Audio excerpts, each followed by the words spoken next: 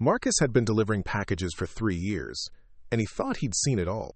Corporate offices where receptionists barely looked up from their screens, suburban houses where dogs barked behind front doors, apartment complexes where buzzers never worked. It was honest work, predictable work, the kind that paid the bills without demanding much of his soul. But on that Tuesday afternoon in September, when he knocked on the door of apartment 4B with what should have been a routine delivery, everything he thought he knew about simple encounters was about to unravel. Before we jump back in, tell us where you're tuning in from, and if this story touches you, make sure you're subscribed, because tomorrow I've saved something extra special for you. The address was in one of those converted warehouse buildings downtown, the kind with exposed brick walls and floor-to-ceiling windows that screamed expensive even from the street. Marcus checked the label twice. Elena Vasquez, 4B. Same-day delivery, signature required. He'd made deliveries to this building before, usually to tech workers or artists who paid premium prices for the industrial aesthetic. The elevator hummed quietly as it carried him to the 4th floor, past walls lined with original artwork and plants that looked like they actually got watered.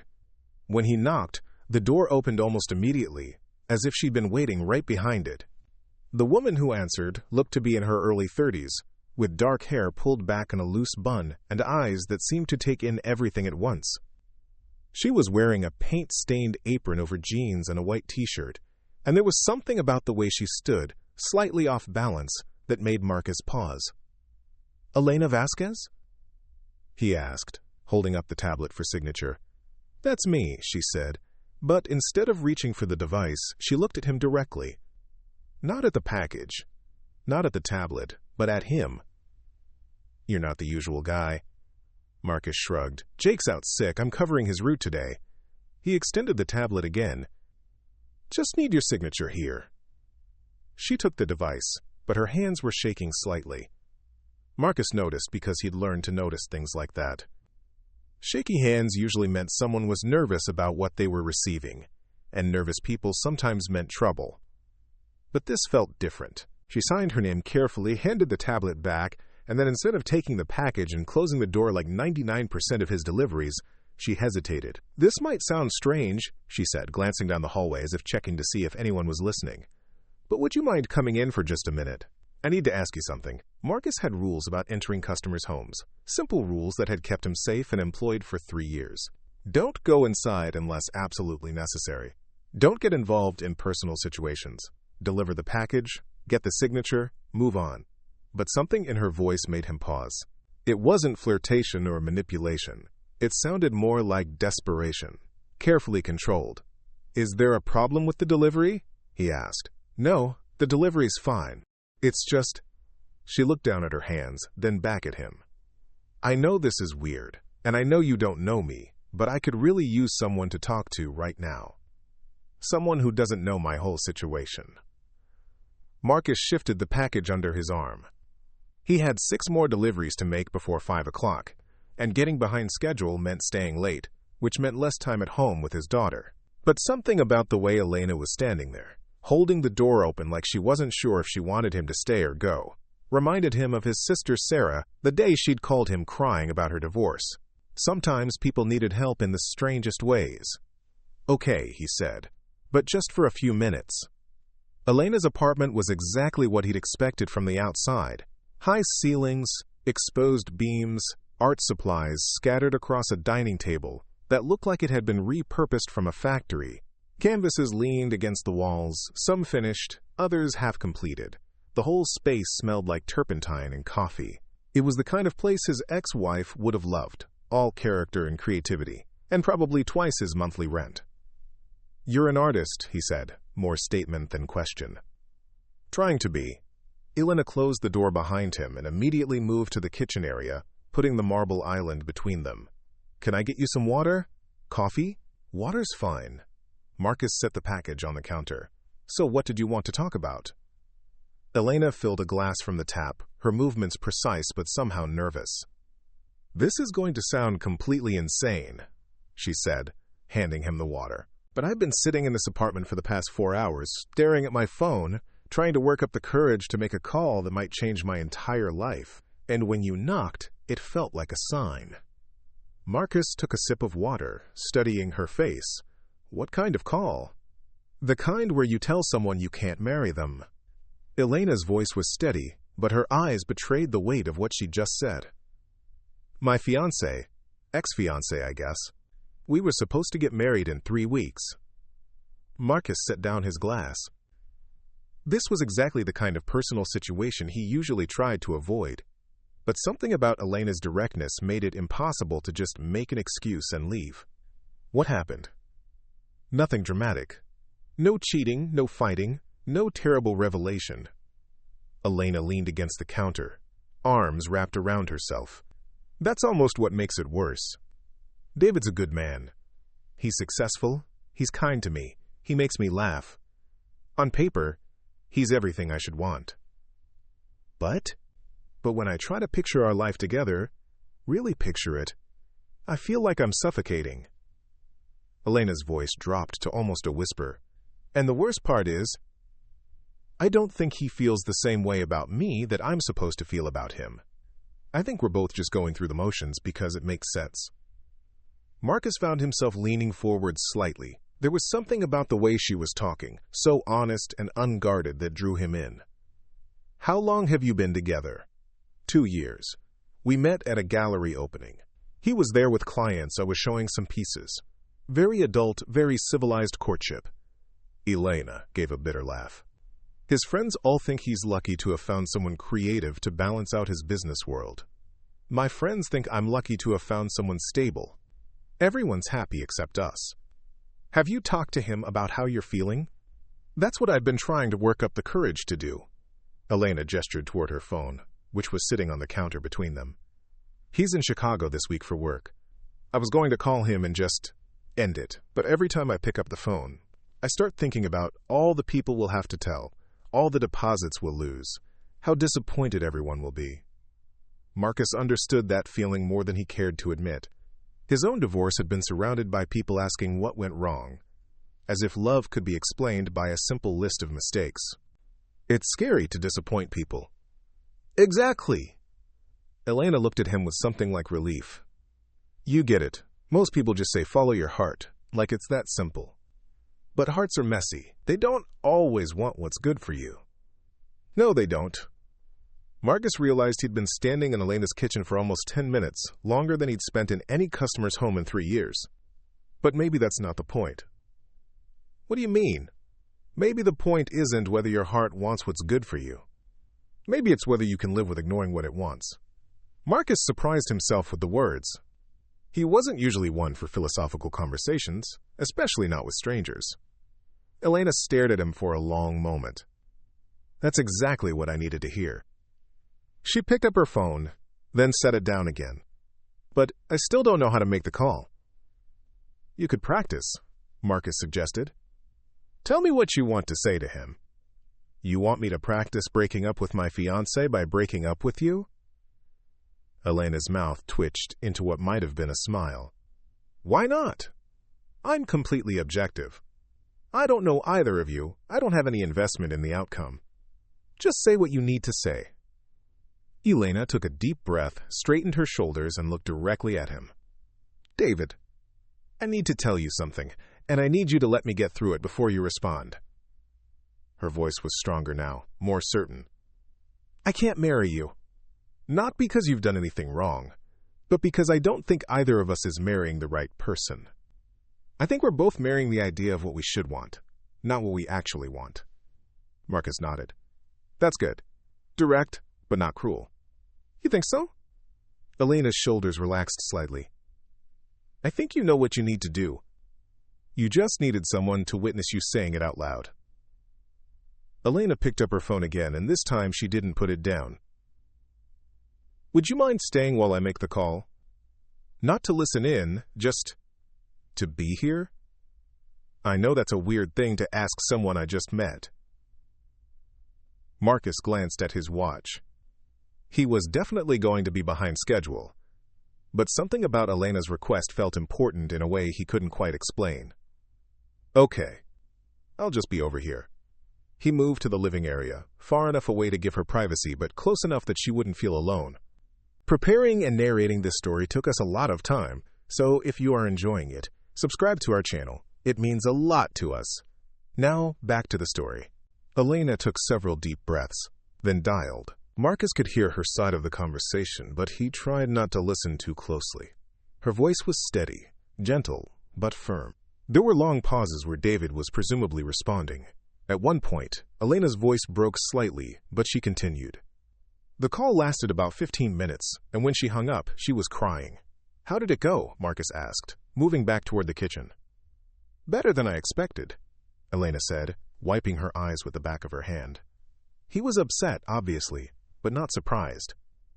He said he'd been having similar doubts, but didn't know how to bring them up. "We're going to handle the cancellations together, split the costs." Very civilized. That's good. I mean, as good as it can be. Yeah. Elena looked at Marcus with an expression he couldn't quite read. "Thank you. I know you didn't sign up to be someone's emotional support delivery guy." Marcus shrugged. "We all need support sometimes." Elena moved closer to him, and Marcus became acutely aware of how small the kitchen suddenly felt. "I have another weird request," she said. "What's that?" "Would you mind staying for dinner? I know you don't know me, and I know this is completely inappropriate to ask, but I don't really want to be alone right now. And ordering takeout by yourself after calling off your wedding feels particularly depressing."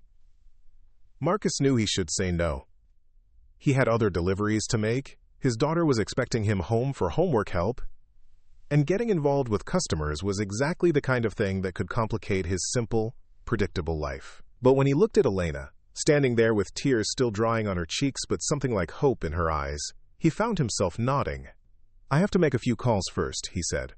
"Reschedule my other deliveries. Let my ex-wife know I'll be a little late picking up my daughter." "You have a daughter?" "Sophie.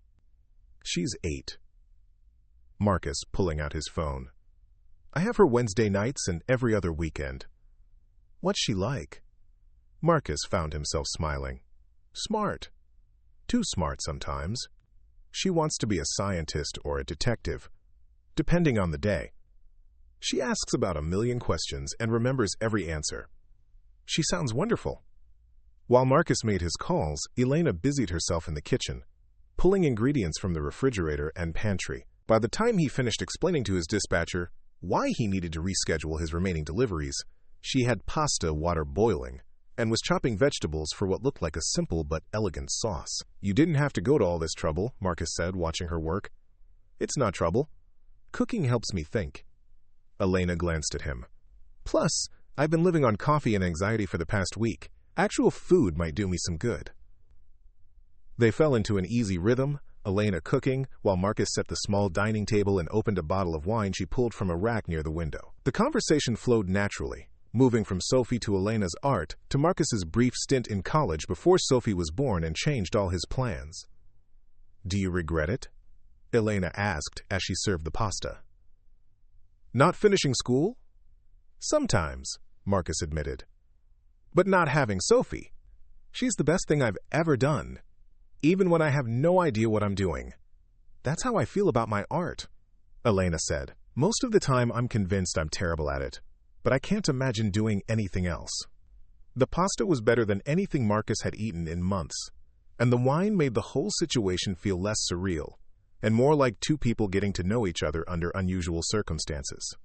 Elena asked about his delivery routes, and he found himself telling her about some of his more memorable customers.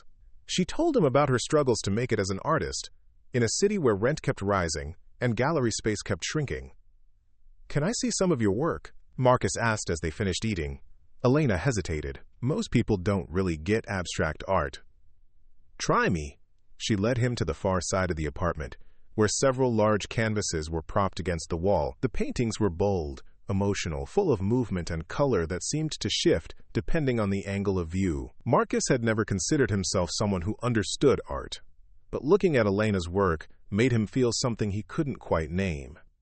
"These are incredible," he said, and meant it. Elena's cheeks flushed slightly. "You don't have to say that." "I'm not just saying it. They make me feel something. Isn't that what art is supposed to do?" "I suppose." Elena studied his face, as if trying to determine whether he was being sincere. David always said he liked them, but he'd suggest changes, ways to make them more accessible, more commercial. That's not his job, Marcus said without thinking. No, it's not. Elena's voice was quiet. I think that might have been part of the problem. He wanted to fix everything, make everything better, more practical. He never understood that some things don't need to be fixed. They stood there for a moment, looking at the paintings, and Marcus became aware of how close Elena was standing to him. He could smell her shampoo, something light and floral, and see the small scar on her left hand where she must have cut herself on something sharp. Marcus, she said, and when he turned to look at her, her expression was serious. I need to tell you something else. Okay, I'm attracted to you.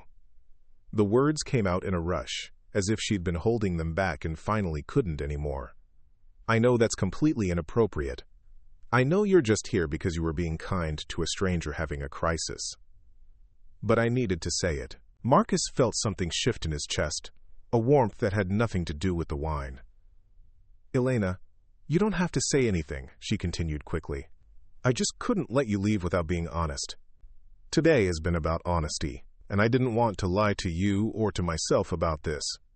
Marcus looked at her face, flushed with embarrassment and something else, and realized that he'd been feeling the same thing but hadn't allowed himself to acknowledge it. I'm attracted to you too, he said. But I don't know if that's a good idea right now. Because I just called off my wedding? Because you just called off your wedding? Because I'm supposed to be working? Because we don't really know each other? Marcus ran a hand through his hair. Because this feels like something that could get complicated very quickly. Elena nodded. You're probably right. She moved closer to him anyway. But what if I don't want simple right now? What if I've had enough simple to last a lifetime? Marcus found himself reaching up to touch her face, his thumb tracing the line of her cheekbone. What are you asking me? I'm asking you to stay with me tonight. Elena's voice was barely above a whisper. Not because I need rescuing, not because I'm rebounding, but because I haven't felt this connected to someone in longer than I can remember. And I think you feel it too. Marcus knew he should leave. Every rational part of his brain was telling him to thank Elena for dinner, wish her well, and go home to a simple, uncomplicated life. But standing there in her apartment, surrounded by her art, looking into eyes that seemed to see something in him he'd forgotten was there, rational thought became increasingly difficult. This is crazy, he said. The best things usually are.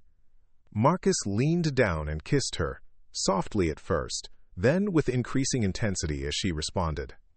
She tasted like wine and possibility, and when she pressed closer to him, he felt something inside himself that had been sleeping for a long time wake up. When they broke apart, both of them were breathing hard.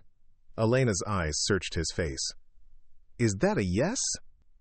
That's a yes, Marcus said, and knew that his simple, predictable life had just become infinitely more complicated. They moved to Elena's bedroom with the careful deliberation of two people who understood the significance of what they were doing. There was no rushing, no fumbling urgency. Instead, there was a slow exploration, a gentle discovery of how they fit together. Elena's skin was soft under Marcus's hands, and the small sound she made when he kissed her neck sent electricity through his entire body. Afterward, they lay tangled in Elena's sheets, talking in the kind of hushed voices reserved for late nights and new intimacy. Elena traced patterns on Marcus's chest while he played with her hair, both of them reluctant to break the spell by acknowledging that morning would come and with it, reality.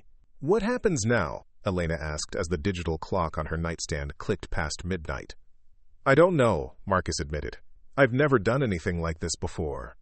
Never had a one-night stand. Never connected with someone like this. Marcus tightened his arms around her. One-night stands are supposed to be simple. This doesn't feel simple. Elena lifted her head to look at him. Do you want it to be simple? Marcus considered the question. His life had been simple for 3 years. Predictable schedules. Clear boundaries. No complications. It had been safe, but it had also been lonely in ways he trained himself not to think about. No, he said. I don't think I do. Good, Elena said, settling back against his chest. because I was hoping this wasn't just about tonight." They talked until nearly 3 in the morning, sharing the kind of personal details that usually took months to reveal. Elena told him about growing up in a family that valued security over passion, about the pressure to choose David because he represented everything her parents wanted for her. Marcus told her about his failed marriage, about the guilt he still carried over not being the husband his ex-wife needed, about his fears that he was failing Sophie by not being able to give her the kind of stable, two-parent home he'd grown up in. "You know what I think?"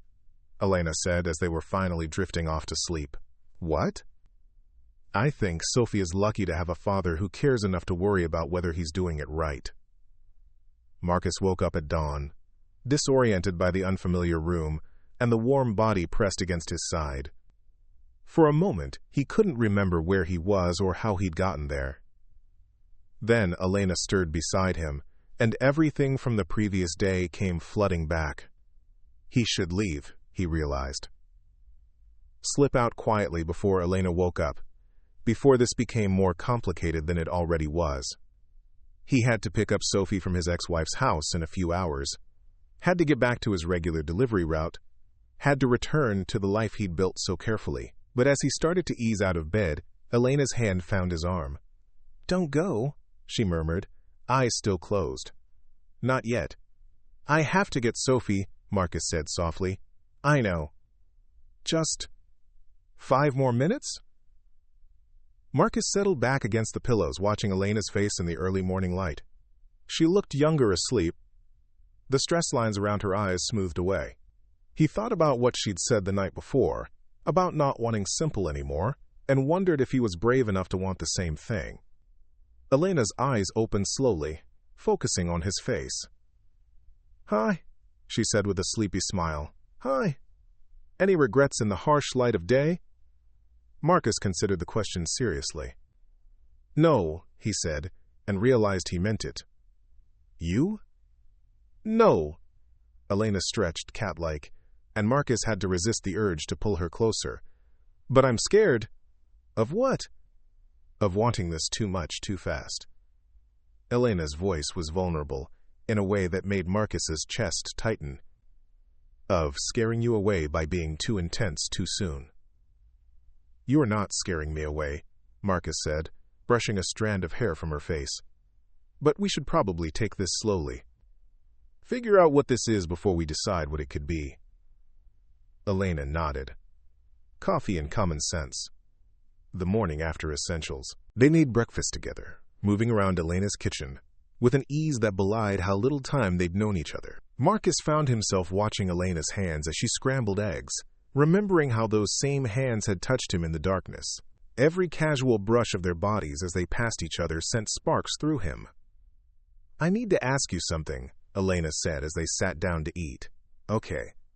Is this going to be weird now? With your job, I mean. Are you going to get in trouble for this?" Marcus had been wondering the same thing. "Technically, I'm not supposed to enter customers' homes unless there's a delivery issue. And I'm definitely not supposed to spend the night." But what happened here wasn't really about work, was it? You needed help, I provided it. Everything after that was personal. Elena smiled. "So we're not going to get you fired?" "I hope not, though I might need to be more careful about which requests for help I say yes to in the future." "Just mine?" Elena asked with a teasing grin. "Definitely just yours," Marcus said, and meant it more than he'd expected to. They exchanged phone numbers before Marcus left, promising to text later to figure out when they could see each other again. Elena walked him to the door, and the goodbye kiss was soft, full of promise rather than desperation. "Thank you," Elena said as Marcus stepped into the hallway. "For what?" "For helping me be brave enough to make that call. For staying. For making me remember what it feels like to want someone." Marcus cupped her face in his hands. "Thank you for letting me." The drive to his ex-wife's house gave Marcus time to think about what had happened and what he wanted to happen next. He'd spent 3 years keeping his life simple, avoiding complications, focusing entirely on work and Sophie. It had been safe, but Elena was right about safety, sometimes feeling like suffocation. Sophie bounded out of the house before Marcus had even turned off the engine, her backpack bouncing as she ran toward the car. At 8, she was all energy and curiosity, with his dark hair and her mother's quick wit. "Dad, guess what I learned in science class?" she said, climbing into the passenger seat. "What did you learn?" Marcus asked, grateful for the distraction of his daughter's enthusiasm. "About chemical reactions. Mrs. Peterson says that when two things combine and create something new, you can't go back to what they were before. Isn't that cool?" Marcus glanced at Sophie in the rearview mirror as he pulled away from the curb, struck by the timing of her science lesson. "Yeah, kiddo. That's pretty cool."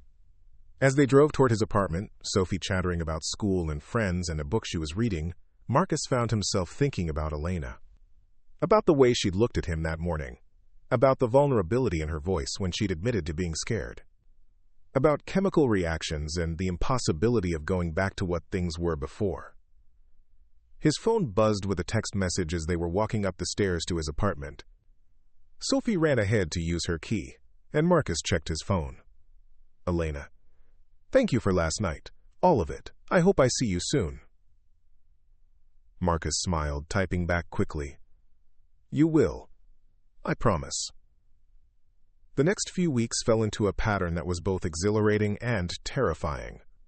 Marcus would text Elena during his lunch breaks, and she would respond with photos of her latest painting or random observations about the people she saw from her apartment window. They talked on the phone most evenings after Sophie was asleep, conversations that stretched late into the night, and left Marcus feeling more connected to another person than he had in years. They managed to see each other twice more.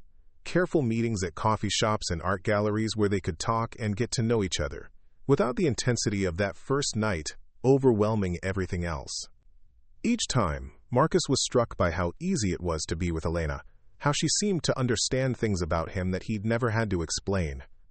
But it was also complicated in ways he hadn't anticipated.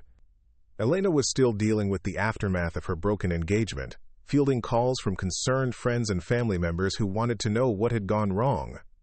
Marcus was trying to navigate his growing feelings while maintaining the careful balance his life required between work, co-parenting, and his own needs.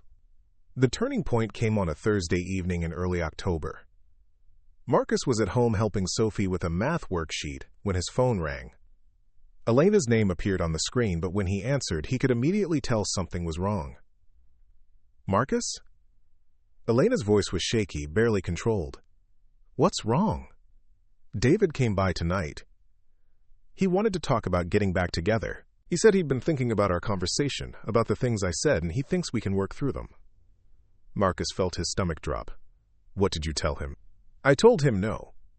I told him that calling off the wedding wasn't about him. It was about me finally being honest about what I want." Elena's voice grew stronger. "But Marcus, I need you to know something. When he asked me if there was someone else, I told him yes. Elena. I told him that I'd met someone who made me remember what it felt like to want something so much it scared me. I told him that even if nothing came of it, I couldn't marry him, knowing that kind of connection was possible." Marcus looked over at Sophie, who was focused on her homework, pencil tapping against the table as she worked through a problem. "What does this mean for us?" "It means I'm all in," Elena said simply. "If you want me to be. I know it's complicated with Sophie, with your work, with everything. But I can't keep pretending this is casual when it doesn't feel casual at all." Marcus felt something shift inside him, the same feeling he'd had that first night in Elena's apartment, the feeling of stepping off a cliff and trusting that he would land somewhere soft. "It doesn't feel casual to me either. So what do we do?" "We figure it out as we go." Marcus glanced at Sophie again, at the little girl who was the center of his carefully constructed world. "But Elena, you need to understand that Sophie comes first. Always. If this is going to work, you need to be okay with that." "I wouldn't expect anything else," Elena said. "And Marcus?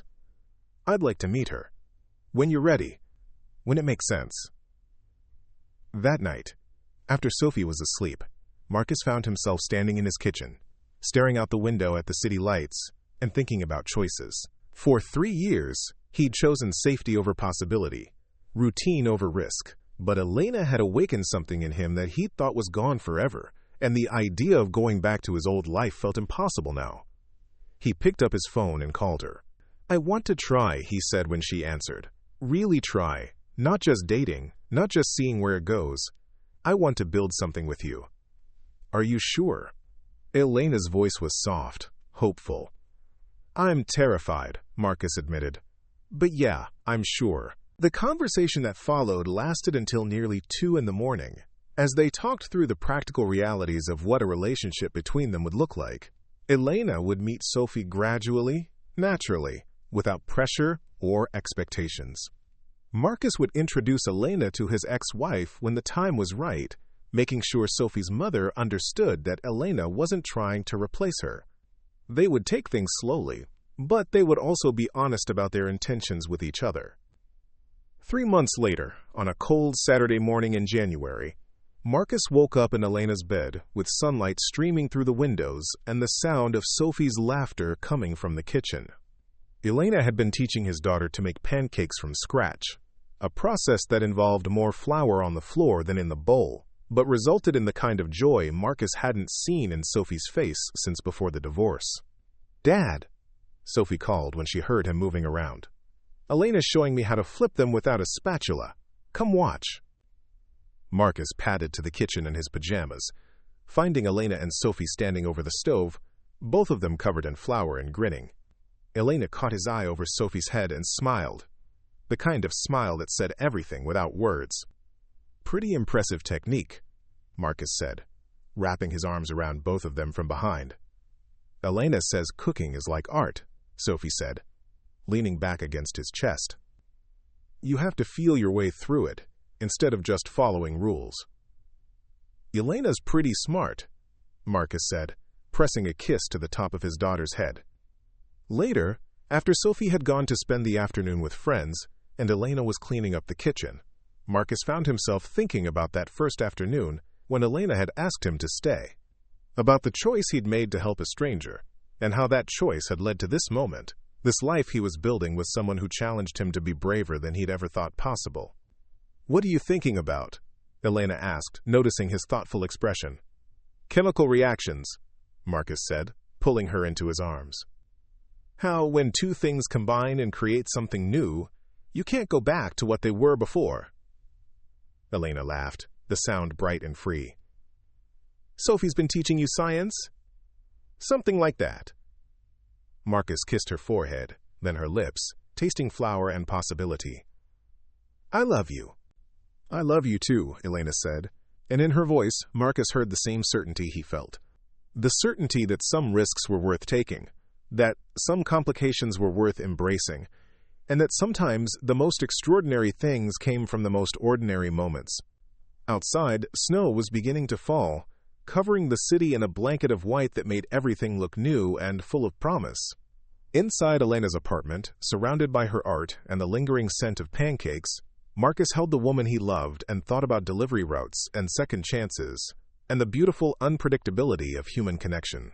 He'd thought he knew what he wanted from life, thought he had it all figured out, but Elena had taught him that the best things often came when you were least expecting them, when you were brave enough to say yes to something that scared you, when you were willing to let your carefully constructed world expand to include someone else's dreams. Sophie would be back for dinner, and they would cook together again, the three of them creating something that was part family, part adventure, part beautiful experiment in love. Marcus couldn't wait. Up next, you've got 2 more standout stories right on your screen. If this one hit the mark, you won't want to pass these up. Just click and check them out.